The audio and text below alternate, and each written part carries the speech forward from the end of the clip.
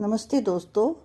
आज मेरे चैनल ज़िंदगी नामा में हम सुन रहे हैं अमृता प्रीतम की कुछ सुनी अनसुनी बातें, उनके इंटरव्यूज़, कहानियाँ और कोट्स।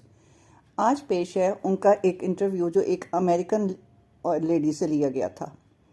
एक सिक्के की आरज़ू। एक हैरानी हुई जब एक प्यारी सी हंसती हुई औरत, अमृता कह रही है, मुझसे मिलने आई। वो 25 सितंबर की दोपहर की बात थी और कहने लगी, मैं जानती हूँ तुम हिंदुस्तान की एक अदीब हो, लेकिन मैंने तुम्हारा कलाम नहीं पढ़ा, ना ही तुम्हारा कोई अफसाना पढ़ा है। लेकिन मैंने सुना है कि तुम एक बहुत पुख्ता ख्याल औरत हो। जिस तरह जीना चाहती थी तुमने जी लिया।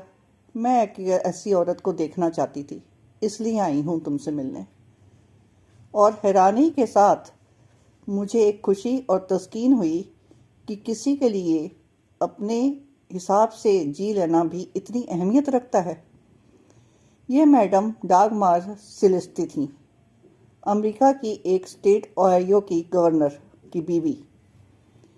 तुम्हारा घर बहुत खूबसूरत है, कहते हुए उसने बारी बारी से वो सारे लैंप शेड देखे जिन पर इमरोज़ ने नज़में लिखी हुई थीं, और नज़मों के अर्थ पूछते हुए वह बोली, तुम्हारे नावलों के किरदार का मसला क्या होता है? मैंने कहा, बुनियादी मसला औरत और मर्द के रिश्ते का है, जो इंसान और इंसान के रिश्ते तक पहुंचता है और फिर वसी होकर मुल्कों और मुल्कों के रिश्ते तक।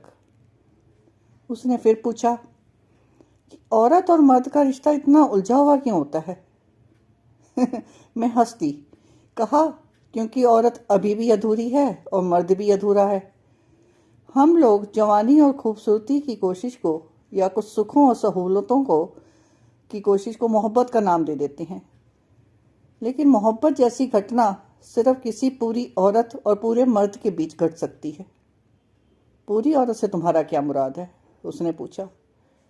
मैंने कहा, जो आर्थिक तौर पर, जज्बाती तौर पर और जहनी तौर पर स्वतंत्र हो, क्योंकि स्वतंत्रता तो किसी से मांगी या छीनी नहीं जा सकती ना ही ये पहनी जा सकती है। यह तो वजूद की मिट्टी से उगती है, वही पूरी औरत है।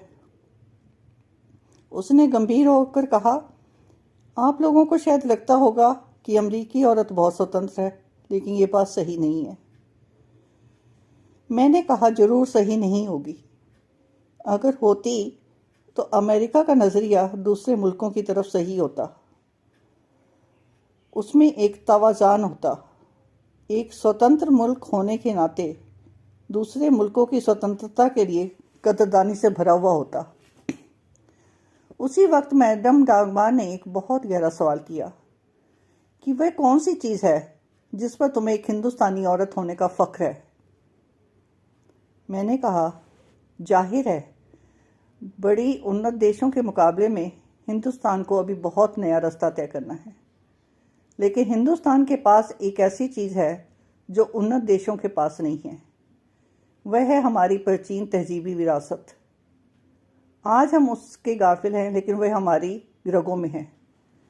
मुझे एक हिंदुस्तानी औरत होने का फ़ख्र इस बात में है कि ईसा से भी 4000 पहले इस धरती की औरत ने वह चिंतन दुनिया को दिया था जो इतनी सदियों के बाद भी किसी मुल्क की तहजीब में नहीं शामिल हुआ है।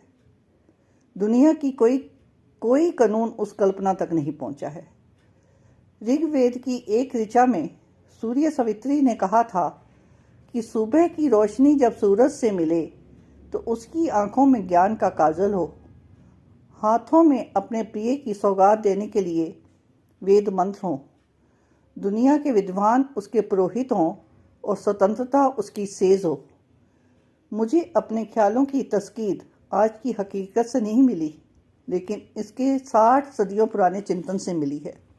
अमृता की ये बातें औरत के विषय में बहुत कुछ बताती हैं। उनके कई कोट्स याद रखने वाले हैं। कुछ कोट्स हैं, मर्द ने औरत के साथ अभी तक सिर्फ सोना सीखा है, जागना नहीं। इसलिए मर्द और औरत का रिश्ता उलझन का शिकार रहता है। एक और है, भारतीय मर्द अभी भी औरतों को परंपरागत काम करते देखने के आदी हैं। उन्हें बुद्धिमान औरतों की संगत तो चाहिए, लेकिन उनसे शादी के लिए नहीं, सिर्फ महबूबा के लिए। एक सशक्त महिला को कद्र करना उन्हें अभी तक नहीं आया है। फिर मिलूंगी आपसे अगले चैनल में अमृता की कई अनसुनी बातें लेकर। यदि आपको ये सब पसंद आता है तो इस चैनल को लाइक एंड सब्सक्राइब कीजिए। धन्यवाद।